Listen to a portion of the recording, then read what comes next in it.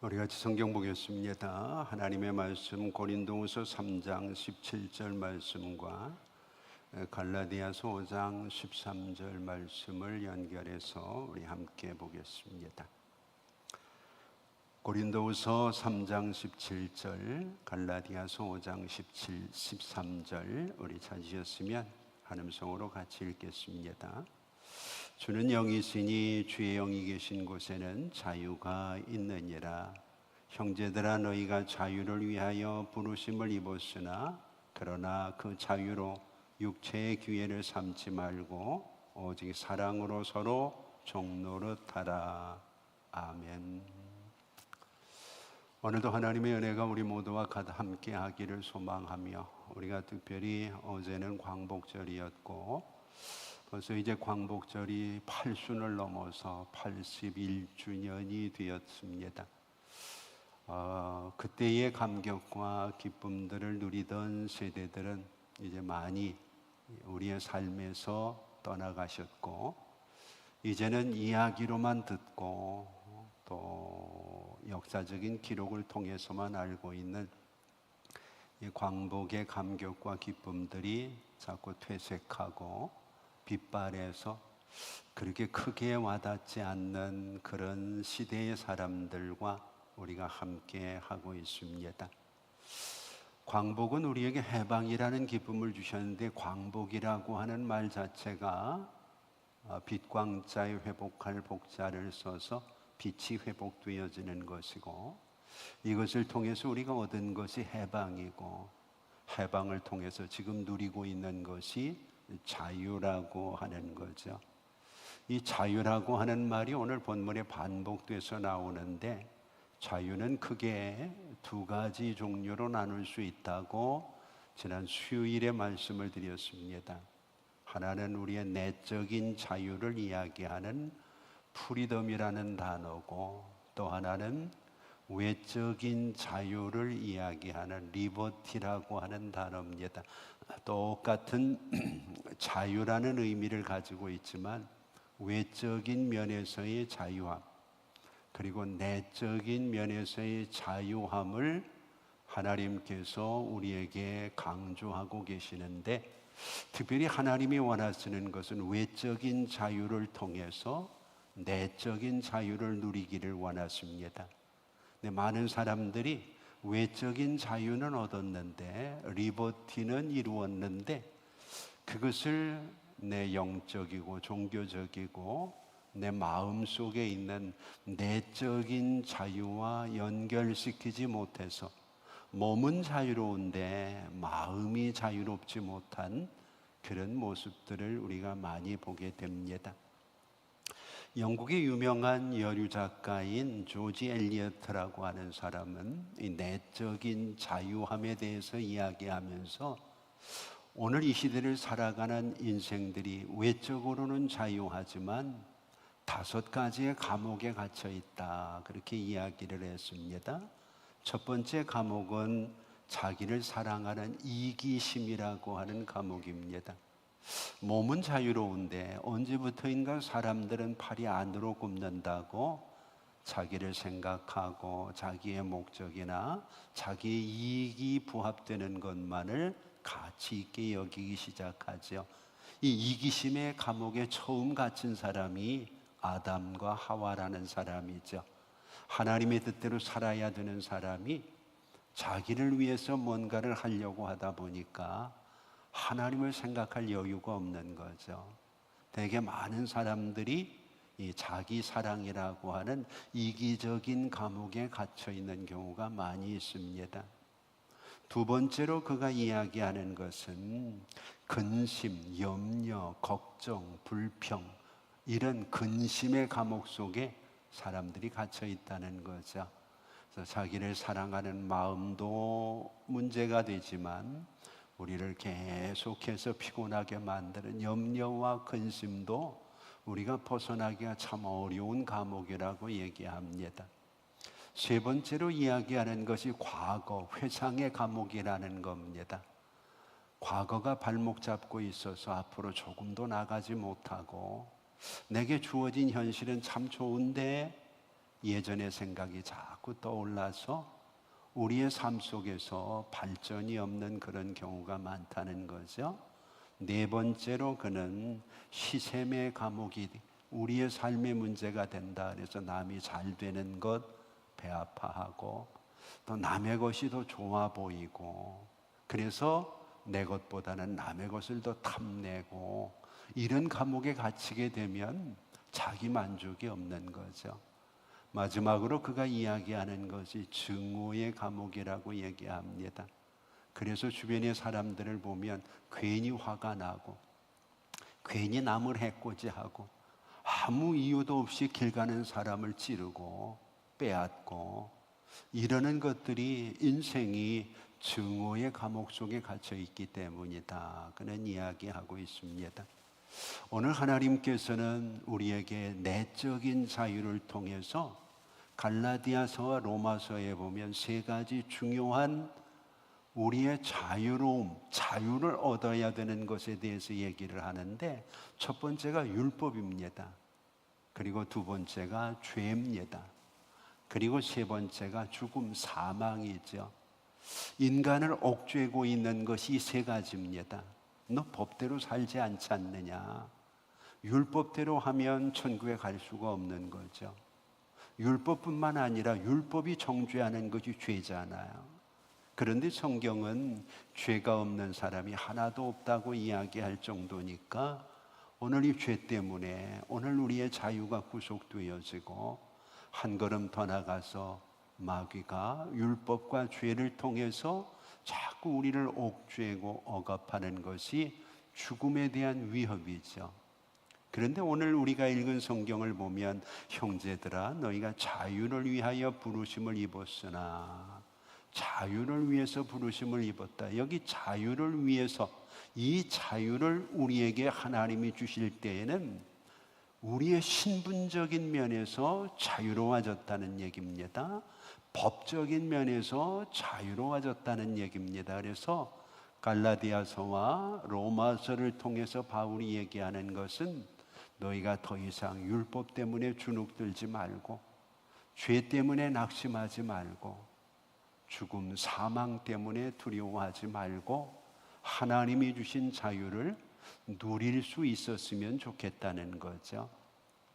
그래서 우리가 광복절을 지나면서 하나님이 우리에게 목적은 하나입니다.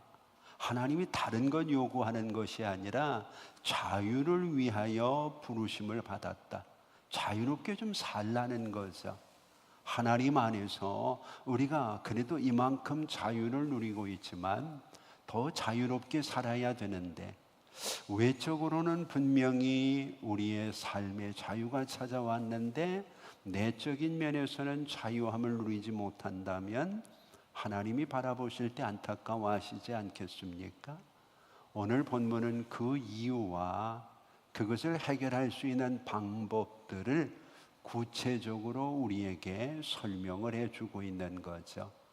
오늘 혹여라도 우리에게 주어진 상황은 좋은데 우리가 우리의 마음 속에 내적인 자유를 누리지 못하는 프리덤이라고 하는 자유가 내 것이 되지 못하는 그런 성도가 있다면 오늘 본문의 말씀을 통해서 한번 점검해 보고 내 인생과 신앙 그리고 우리에게 주신 자유로움이 우리에게 어떤 의미인지를 정돈해서 조지 엘리어트의 이야기처럼 자기 사랑이라는 감옥에서도 또 근심과 염려라는 감옥에서도 과거에 발목 잡혀 있는 감옥에서도 또 시샘이나 아니면 증오의 감옥에서도 벗어나서 자유롭게 주님이 주시는 은혜와 은총을 누릴 수 있기를 소망합니다. 오늘 본문을 잘 보시면 그 방법과 이유 그리고 내용들이 구체적으로 제시가 됩니다.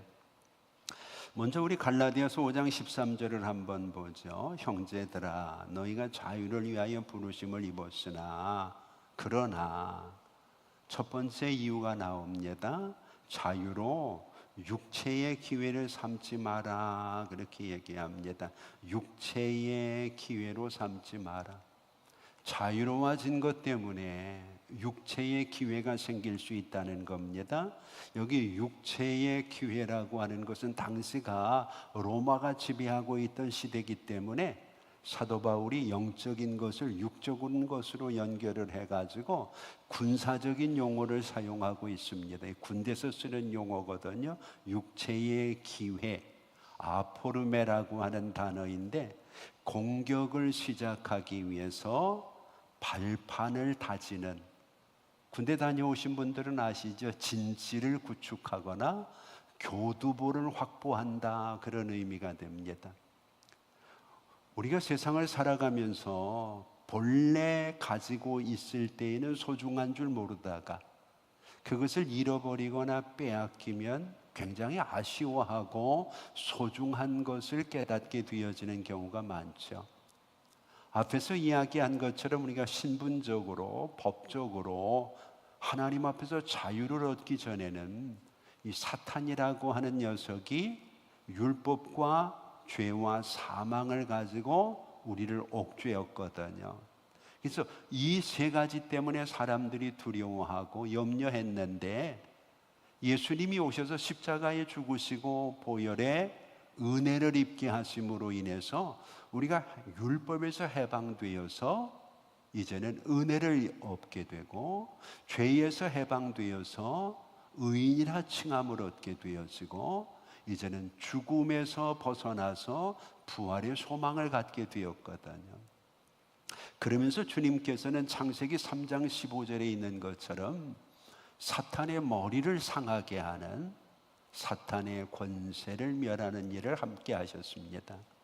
그런데 예수님이 다시 재림하실 때까지는 여전히 이 땅 위에는 큰 상처를 입고 내가 가지고 있는 것들을 다 빼앗기기는 했지만 아직도 힘을 쓰려고 노력하는 사탄과 그 무리들이 남아있거든요.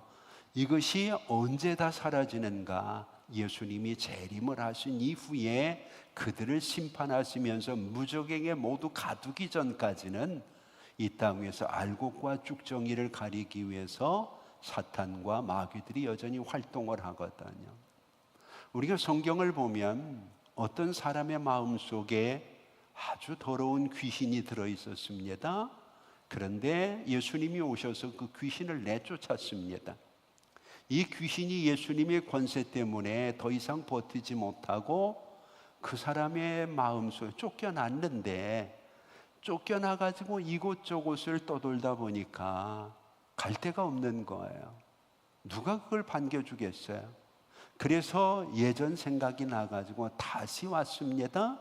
다시 왔더니 이미 그 사람의 마음이 깨끗이 정리되고 소재가 되어서, 청소가 되어서 자기가 들어가서 발붙일 틈이 없게 된 거죠.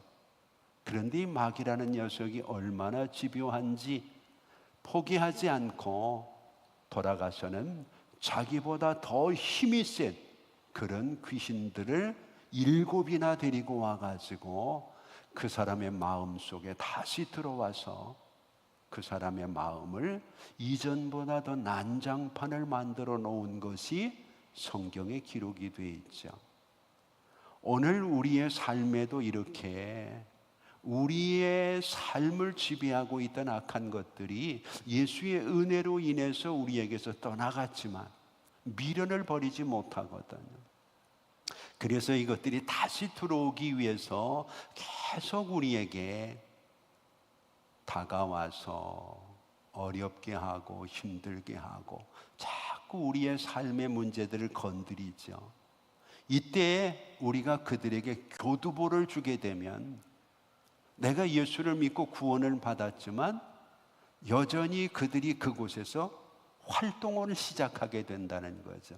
근데 이 활동이 우리가 생각하는 것처럼 이게 간단한 게 아니고 얼마나 왕성하고 얼마나 끔찍한지 순식간에 확산되어질 수 있다는 거죠. 우리가 적을 점령하기 위해서 일단 교두보를 만들게 되면 그 교두보 발판을 근거로 해가지고 전체적으로 밀고 올라가게 되죠.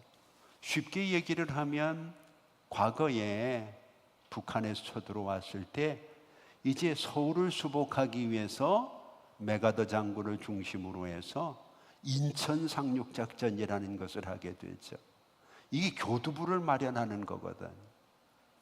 옆구리를 통해서 바로 서울로 들어갈 수 있는 진실을 구축하게 되고 이것을 내주게 되니까 결과적으로 그들이 서울을 빼앗기게 되어지는 이런 일들을 바라보게 되는 거죠. 오늘 이것이 뭐냐? 육체의 기회라는 겁니다. 육체의 기회. 우리에게 자유로움이 주어지니까 이제는 내 마음대로 하고 싶은 이런 마음들이 생기게 된다는 거죠. 근데 그 자유를 주신 분이 하나님이신데 하나님이 뭘 생각하고 하나님이 왜 그러셨을까를 생각하기보다 이제 나는 자유롭게 되었으니 내 마음대로 결정할 수 있어. 이래서 내 삶의 주도권을 내 마음대로 사용하기 시작할 때 그 틈으로 마귀는 우리를 공격하게 되어진다는 거죠. 그래서 우리가 자유라고 하는 것은 내가 하고 싶은 것을 하는 것이 아니라 내가 해야 하는 것을 하는 것이 자유다. 잘 기억을 하셔야 됩니다. 내가 하고 싶은 대로 하는 것이 자유가 아니라 내가 마땅히 해야 되는데 여러 가지 제약 때문에 그동안은 하지를 못했어요. 그래서 마땅히 해야 될 일을 해나가려고 노력하는 것, 이것이 자유로움의 의미라는 거죠. 특별히 자유라는 말을 우리가 한자어로 보면 스스로 자자에 말미암을 유자를 쓰거든. 나로 말미암아 되어지는 게 자유라는 거예요. 나 스스로. 이전에는 내가 하고 싶은 것을 못해서 염려가 되고 걱정이 됐지만 자유를 얻은 우리들은 내가 이제는 마땅히 해야 될 일이 무엇인가를 찾아서 그 마땅히 해야 될 일을 내가 감당할 수 있고 선택할 수 있는 것이 참된 자유라는 거죠. 문제는 이것을 방해하는 육체적인 기회가 우리에게 세 가지로 다가오는데 첫 번째가 영적인 방종이라고 하는 겁니다. 이것은 신앙생활을 하는 사람 누구나 조심을 해야 되는 겁니다. 우리가 예전에 예수를 모를 때 내 죄 때문에 내가 고민을 했어요. 근데 예수를 믿고 교회에 나와 보니까 예수님이 십자가에서 모든 죄를 다 사해 주셨다 그러거든. 그리고 우리는 회개만 하면 우리의 죄가 용서되어진다는 것을 알거든요. 그러니까 이걸 전제로 해서 죄를 짓기 시작하는 것. 뭐 내가 이렇게 살아도 회개하면 되는데 하나님께서 아들을 보내서 우리의 죄를 십자가에 다 용서해 주셨다는데 뭐 내가 지금 이런 일을 하는 것을 용서받지 못할까? 자꾸 스스로 죄를 짓기 시작하는 거죠. 이것을 우리는 영적인 방종이라고 얘기합니다. 그 내가 지은 죄를 용서받았다고 하는 개념 이전에 그 죄를 용서하기 위해서 하나님이 어떤 값을 치르셨는가를 생각해야 되는데 너무나 쉽게 우리의 죄가 용서받았다는 것에만 관심을 갖는 거죠. 그러다 보니까 계속해서 우리가 죄를 지으면서도 그것을 죄로 인식하지 못하고 우리의 신앙이 나태하고 게으름 속에 빠지는 경우가 많이 있다는 거죠. 두 번째로 문제가 되는 것이 이기적인 권리 주장입니다. 내 인생은 내 건데 하나님께서 아들을 보내서 이제 내 인생을 찾아줬는데 얼마나 살면 산다고 내가 내 마음대로 하고 싶은 거 못하고 내 인생을 내가 즐기지 못한다는 게 이게 별로 마음에 안 든다는 거죠. 이기적인 권리를 주장하는 것. 그 권리를 얻게 하기 위해 하나님이 어떤 대가를 치르셨는지를 잊어버리는 거죠. 세 번째로 문제가 되는 것은 관계적인 죄를 짓는 겁니다. 오늘 본문 갈라디아서 5장 13절 바로 뒤에 나오는 15절 말씀을 보면 만일 서로 물고 먹으면 피차 멸망할까 조심하라. 관계적인 면에서 자꾸 다른 사람을 무시하고 다른 사람과의 관계를 잘 우리가 컨트롤하지 못하는 경우가 많아요. 그래서 신앙생활을 오래 한 사람일수록 자기밖에 모르는 경향이 꽤 크거든요. 내가 하는 게 옳고 내가 바라는 것들이 이루어져야만 좋고.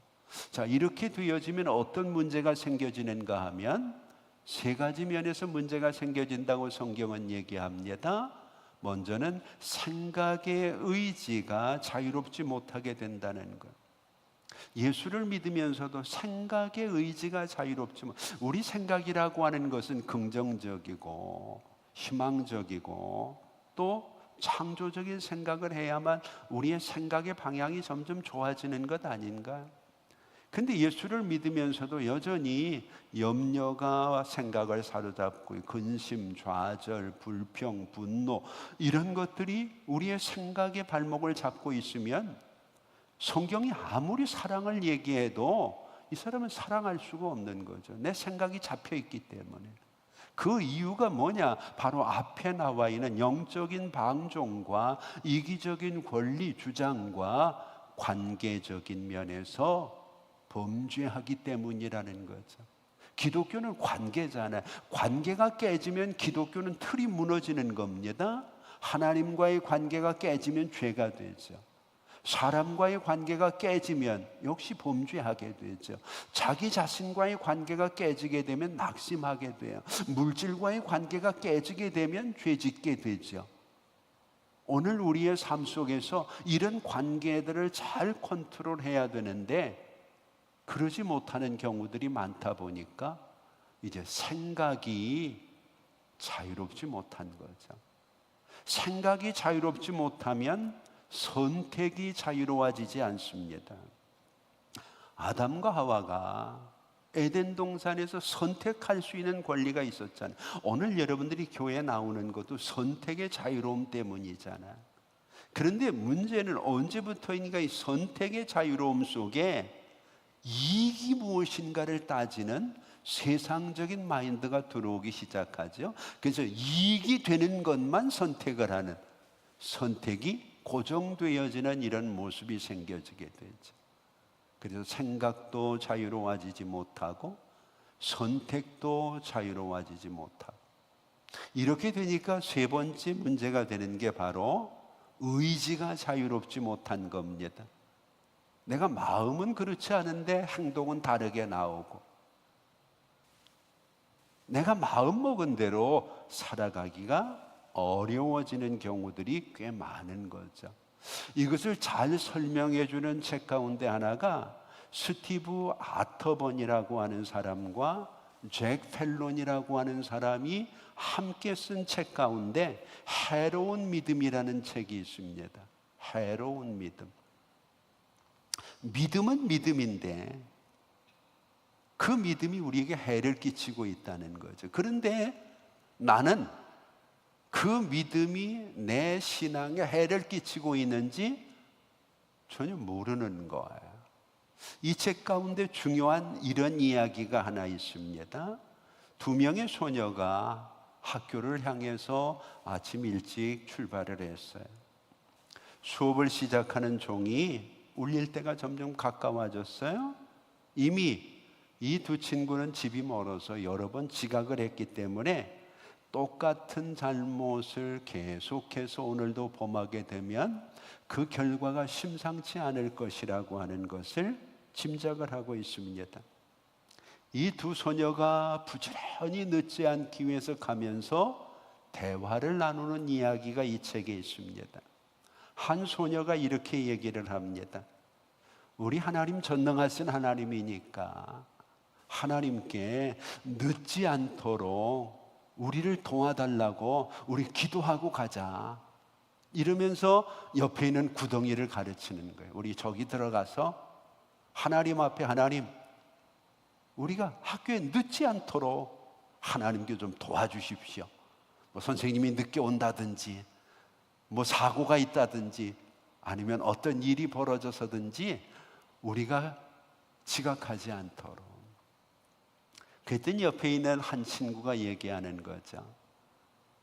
우리 거기 들어가서 기도하고 하나님의 때를 기다리는 것보다 우리가 더 힘을 내서 뛰어가면서 기도하면 어떻겠냐. 이래가지고 두 친구가 그것 때문에 말다툼을 하는 겁니다. 한 친구는 뭐 하자고요? 구덩이에 들어가서 기도하자고요. 그러면 하나님이 도와주실 것이다. 한 친구는요, 그것도 좋지만 늦었으니까 빨리 뛰어가면서 우리가 기도하면서 뛰어가면 어떻겠느냐는 거죠. 자, 우리가 바라볼 때 여기서 차이점을 느끼지 못하고 오늘 무엇이 문제인지를 전혀 인식하지 못한다면 우리 믿음을 한번 점검을 해봐야 됩니다. 많은 사람들이 어려운 현실이 주어지면 구덩이 속으로 들어가려고 합니다. 이게 해로운 믿음이라는 겁니다. 하나님이 원하시는 것은 움직이면서 행동을 하면서 하나님의 도우심을 원하는 거라는 거죠. 그래서 하나님께서는 여호수아를 향해서도 요단강에 들어가라. 그러면 물이 갈라지게 될 것이다. 모세를 향해서도 내 지팡이로 바다를 쳐라. 하나님이 하실 수 있는데도 자꾸 인간을 끼워주고 있거든. 오늘 우리의 의지가 자유롭지 못하니까 내가 기도했는데 왜 하나님이 도와주시지 않느냐는 거죠. 근데 문제는 하나님께서 구덩이 안에 들어가서 기도만 하라고 하지는 않는다는 거죠. 예수님이 감람산에 가셔서 분명히 기도해야 됩니다. 그런데 기도만 하시지는 않았잖아요. 예수님은 죽을 줄 알면서 아버지의 뜻이라면 십자가를 지겠습니다. 그 십자가를 질 수 있는 힘을 주십시오.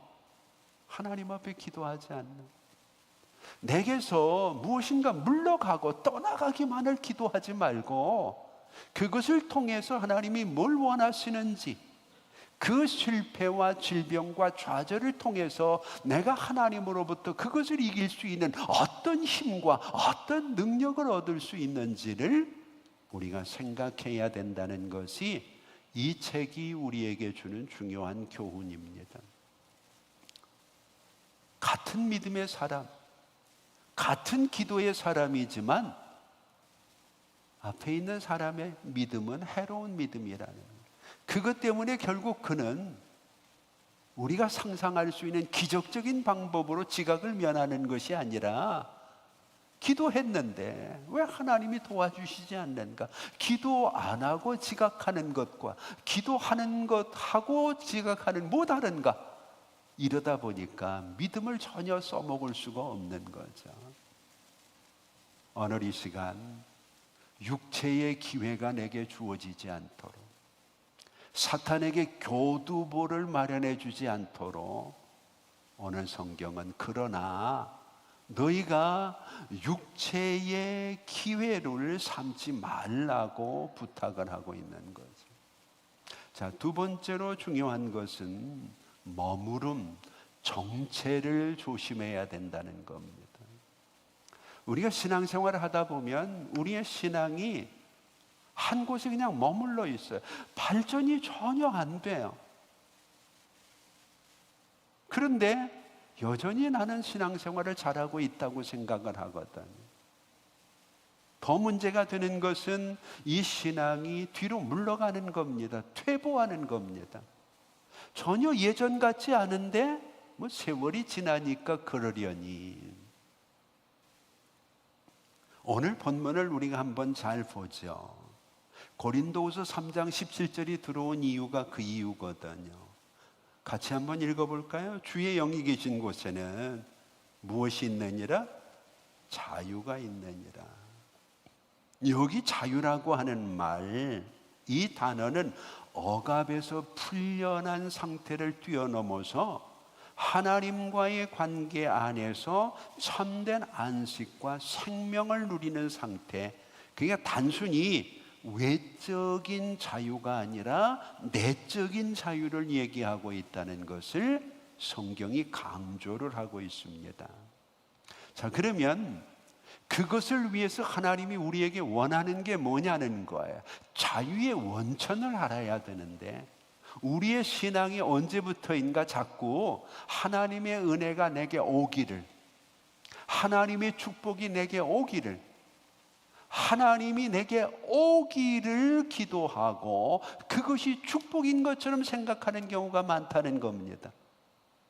그런데 성경은 뭐라 그러나요? 가라고 얘기를 하잖아요. 주님이 계신 곳으로 가라고 얘기를 해요. 주의 성령이 있는 곳에 내가 머물러야 된다고 얘기를 하는데, 우리는 자꾸 가라를 오라로 바꾸는 경우가 많아요. 마태복음 11장을 한번 보세요. 수고하고 무거운 짐진 자들아 기다려라, 내가 너희에게 갈 테니까. 성경이 그런 얘기 안 하잖아요. 수고하고 무거운 짐을 지고라도 내게 오라고 얘기를 하셔요. 주님이 계신 곳으로 가야만 그곳에 평안이 있고 그곳에 자유가 있고 그곳에 하나님이 주시는 기쁨이 있는데, 많은 사람들이 주님 내게 오세요, 주님 내 사업장에 오세요, 내 가정에 오세요, 내 마음에 오세요, 그래서 내 삶을 좀 편하게 해주세요. 근데 여전히 내 삶에는 죄악투성인데 그곳에 주님이 오셔가지고 무엇을 주실 수 있겠느냐는 거죠. 탕자가 그 고생을 하면서 아버지가 자기에게 오기를 기대하지 않아. 이제 돌이켜 일어나서 아버지께로 가니라, 성경은 얘기를 하거든. 언제부터인가 우리는 익숙한 신앙에 빠져가지고 내가 처해 있는 어려움 속으로 주님이 자꾸 들어오시기를 원하셔요. 그런데 내가 가지고 있는 어려움 자체가 내 죄 때문에 생겨진 것이라면 죄가 있는 곳에 주님이 들어가실 수가 없잖아요. 하나님은 거기서 나와서, 내 잘못된 생각에서 나와서, 내 잘못된 선택에서 나와서, 내 잘못된 의지에서 나와서 주의 성령이 계신 그곳에 머물러야 내가 자유로울 수 있다고 이야기하고 있는 거죠. 우리가 세상을 살아가면서 우리의 삶 속에서 우리를 옥죄고 있는 가장 큰 힘을 발휘하고 있는 것을 주님께서는 우리가 알기를 원하셔요. 중국에 유명한 왕양명이라는 분이 있거든요. 이분이 사람이 세상을 살아가는데 가장 고통스러운 것이 무엇인가를 연구를 했어요. 그래서 4가지로 얘기를 했거든요. 첫째는 배고프고 춥고 힘든 육체적인 고통을 겪는 것이 첫째라 그랬어요. 사람이 세상 고통 중에서 이 배고픈 고통, 굶주림의 고통, 이것보다 큰 게 없죠. 두 번째로 그는 이야기하기를 배고픔의 고통과 함께 사람들로부터 냉대당하고 버림받는 소외의 고통은 그보다 크다고 얘기를 했어요. 배고픈 것도 서럽지만 누구도 나를 반겨주지 않고 내가 이제는 인정을 받지 못해요. 소외당하는 것, 이게 사람이 참을 수가 없죠. 세 번째로 여러 가지 일로 인해서 내 심중에서 생각나는 우리를 힘들게 하는 내적인 고뇌, 이것은 소외당하는 것보다 더 힘들다 그랬어요. 배고픔이 첫째, 두 번째가 소외당하는 고통, 그리고 세 번째가 내적인 갈등으로 인해서 내가 겪는 고통, 그리고 네 번째로 그가 이야기하는 고통이 살아가면서 할 일이 없어서, 여기도 내가 할 일이 없고 저기도 할 일이 없고 할 일이 없는 고통이 참 크다. 사실 이 4가지 고통은 왕양명의 이야기를 빌리지 않더라도 우리에게도 그렇잖아요. 내가 할 일이 없어요. 가정에서도 할 일이 없고 직장에서도 할 일이 없고 교회 와도 할 일이 없고 어디 가도 할 일이 없고 할 일이 없다는 것이 편하고 좋은 것은 아니잖아요. 어느 날 직장에 갔는데 내 책상을 뺐어요.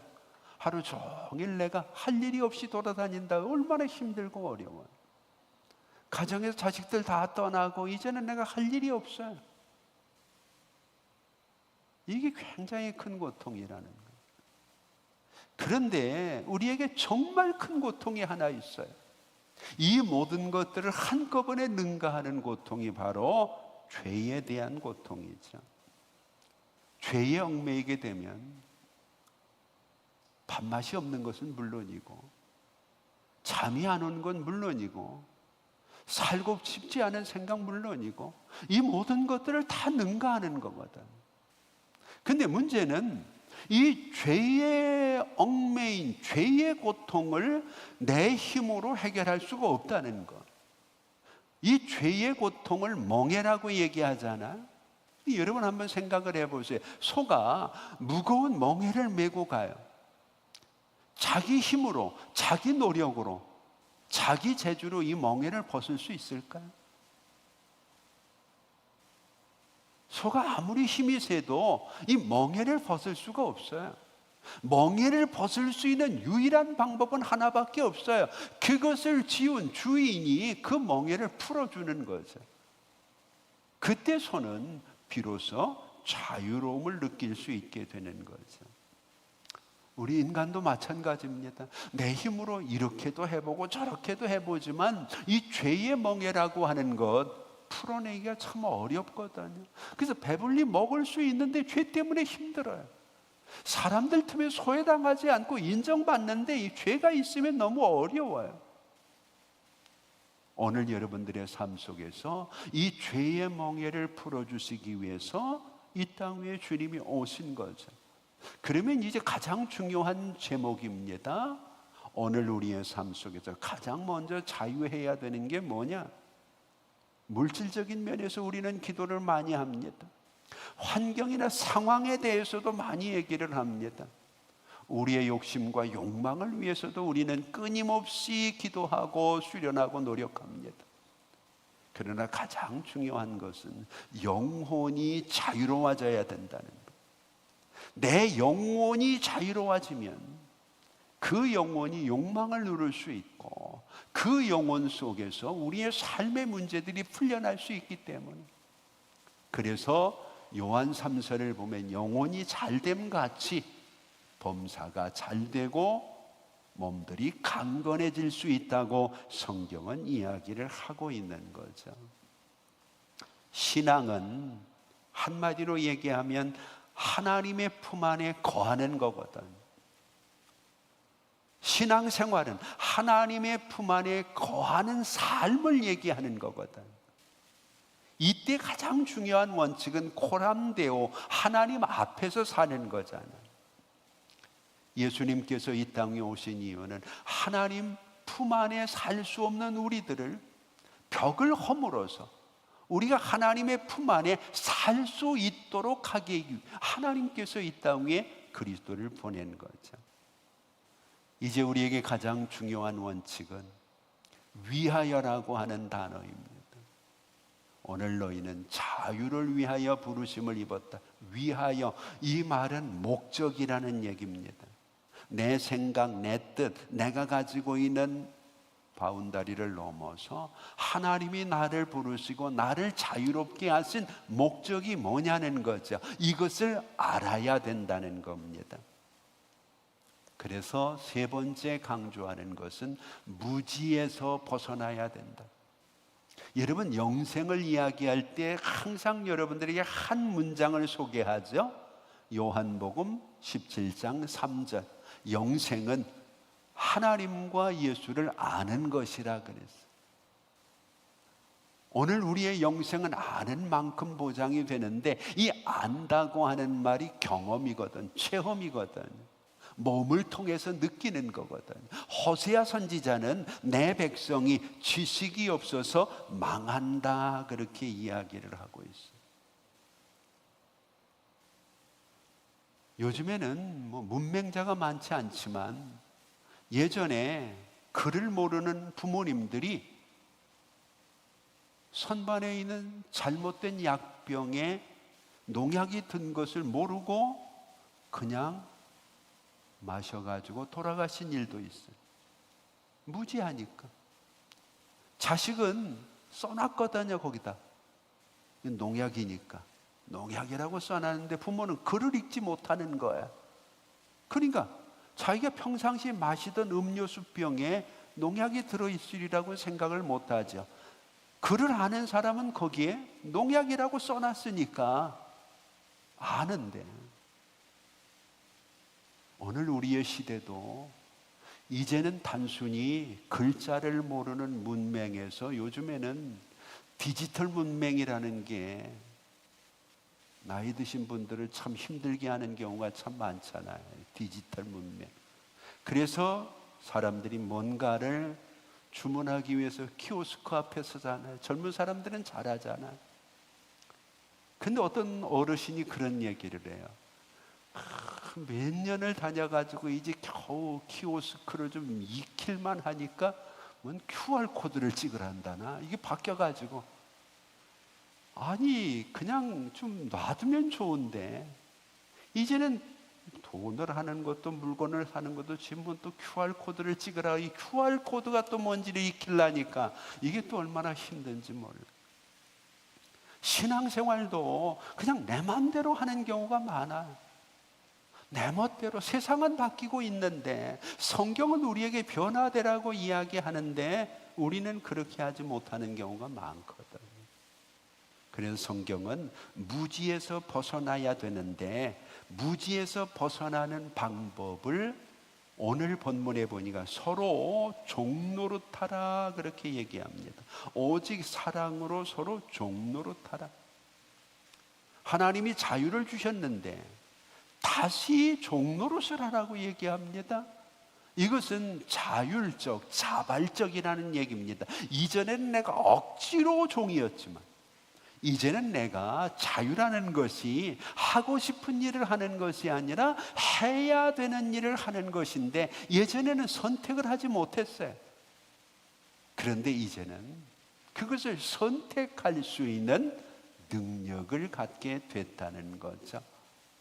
파스칼이라고 하는 사람이 이 세상을 살아가는 인간은 두 종류의 인간이 있다고 얘기를 했거든. 하나는 스스로 의인이라고 생각하는 죄인, 또 하나는 스스로 죄인이라고 생각하는 의인. 철학적인 얘기가 있죠. 여러분들은 어떤 쪽에 속한 사람인가? 나 정도면 괜찮아 이러면 스스로 의인이라고 생각하지만 죄인일 수 있다는, 이게 성경에 나와 있는 바리새인과 세리의 이야기죠. 누가복음 18장 9절부터 나오는 얘기. 바리새인은 하나님은 죄인이라 그러는데 자기는 의롭다는 거야. 11조 드렸고 금식도 했고 구제도 했고 나 정도면 잘 믿는 거지. 근데 세리는 자기는 죄인이라는 거. 근데 하나님께서는 내 죄가 사해졌다고 의롭다고 얘기하시는 거. 오늘 여러분들은 어떤 종류의 사람인가요? 요즘 우리의 주변에 보면 더위도 뭐 기상 관측 사상 최초 뭐 이런 수식어가 많잖아요. 이런 일들이 앞으로는 더 비일비재하게 벌어질 수 있다 그러잖아요. 내년은 얼마나 더 덥고 얼마나 더 환경이 어려울지 누구도 상상 못하잖아요. 그런데 이런 이면에는 분명히 한 가지 원칙이 있잖아요. 인간이 가지고 있는 욕망 때문에 기후가 무너진다는 거죠. 인간이 누리고자 하는 욕심 때문에 곳곳에서 이런 문제가 생겨지고 있다는 것을 누구도 부인할 수 없잖아요. 오늘 우리가 가지고 있는 선택할 수 있는 것을 선택하지 못하는 이런 자유는 방종일 수밖에 없다는 거죠. 요즘도 우리 주변에 보면 불들이 많이 나잖아요. 근데 학자들이 얘기를 빌리면 개미들이 살고 있는 집에도 불이 날 수 있다는 거. 근데 이 개미들은 학자들이 뭐 연구를 위해서 아마 실험을 했겠죠. 자기 집에 불이 나게 되면 사람들은 도망을 가잖아.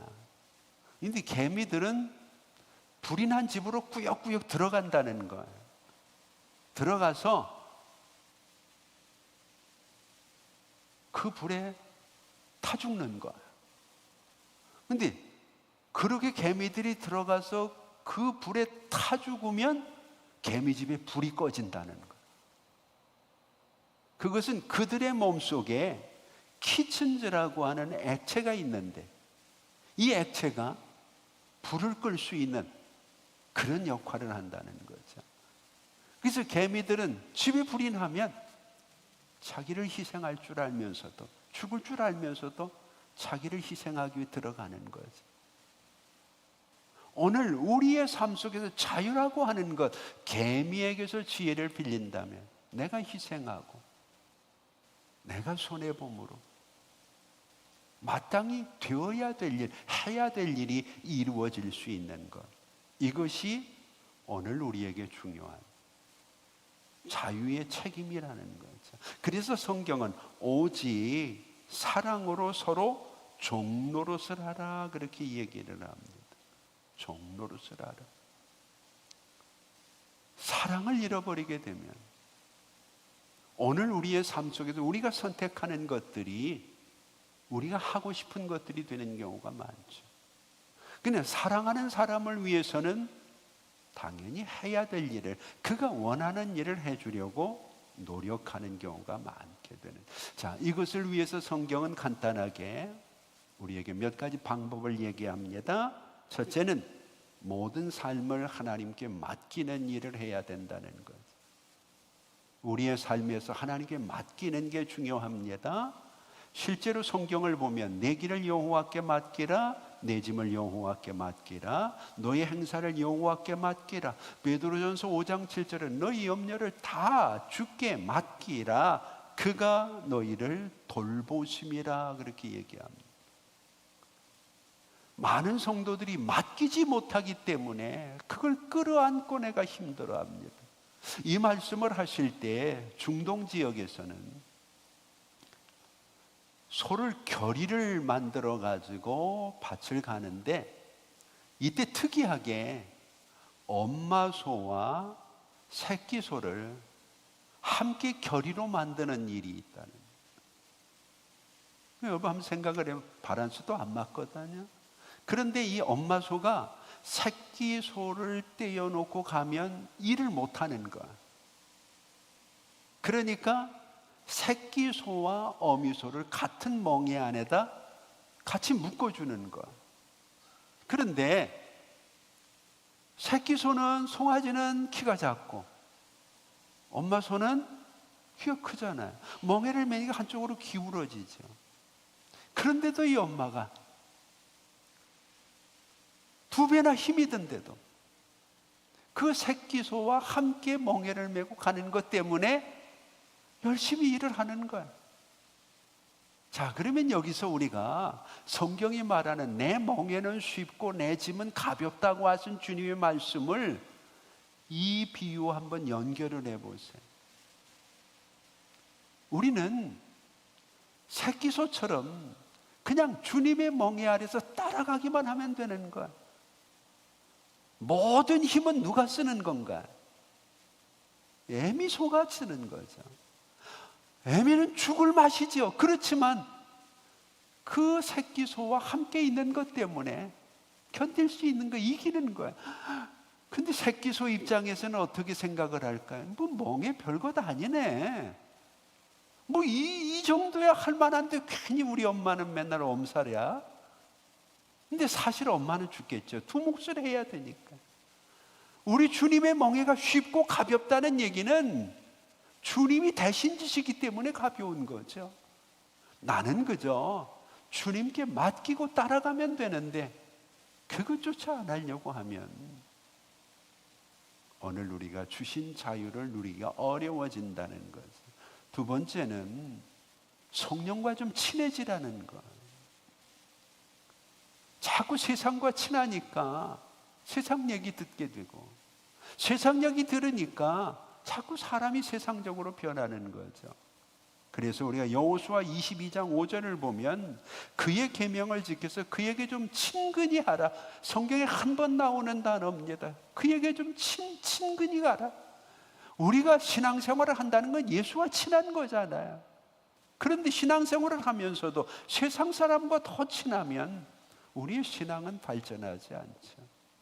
마지막으로 꼭 한 가지는 육체의 자유를 추구하지 말라는 거죠. 자꾸 내가 세상적인 일거리를 만들어 놓으면 신앙생활을 해도 그리 갑니다. 그렇잖아요. 세상적인 일들이 자꾸 벌어지는데 세상 사람과의 관계가 끊어지지 않는데 오늘 우리가 주일날 나와서 온전하게 예배드리는 일이 쉽지 않다는 거죠. 세상의 자유는 조건부입니다. 그래서 우리는 세상의 자유에 익숙해 있어요. 왜 자유롭지 못한가? 돈이 없으니까. 왜 자유롭지 못한가? 건강이 허락하지 않으니까. 왜 자유롭지 못한가? 우리의 삶 속에서 내가 갖추어야 될 것들이 갖춰지지 않으니까. 근데 사실 성경이 이야기하는 것은 이런 조건과 상관없거든요. 하나님이 우리에게 자유를 주시는 것은 돈 때문 아니거든요. 근데 우리는 돈 때문에 힘들다는 거야. 건강 때문 아니거든요. 오늘 우리의 삶 속에서 성경이 말하는 자유는 늘 하나님이 우리에게 바라시는 주님의 희생을 전제로 하고 있다는 것을 꼭 기억하고, 이제는 소유의 개념에서 베품의 개념으로 우리의 삶을 옮겨놓는 게 좋죠.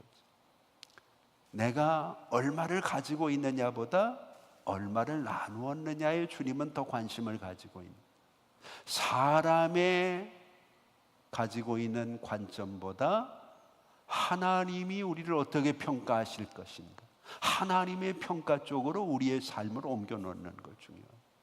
그리고 가장 중요한 것은 마음의 상처와 불평에서 용서와 화평의 삶으로 무게중심을 옮겨놓는 거죠. 이것을 오늘 갈라디아서 5장 1절은 한마디로 얘기합니다. 우리 찾았으면 같이 한번 읽어볼까요? 갈라디아서 5장 1절.